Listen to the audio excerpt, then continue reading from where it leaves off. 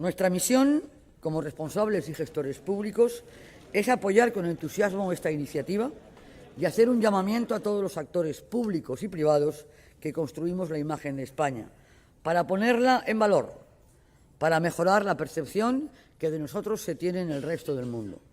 Y creo que los valencianos tenemos mucho que aportar a este proyecto.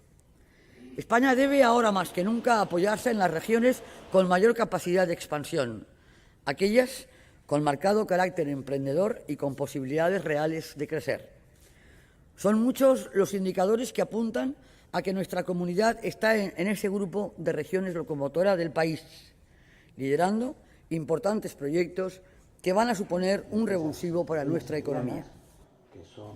Los valencianos somos el primer exportador de España en calzado, el primer exportador en cítricos, el primer exportador de plantas vivas y floricultura, el segundo en mueble y el 95% de los azulejos que exporta nuestro país salen de esta tierra.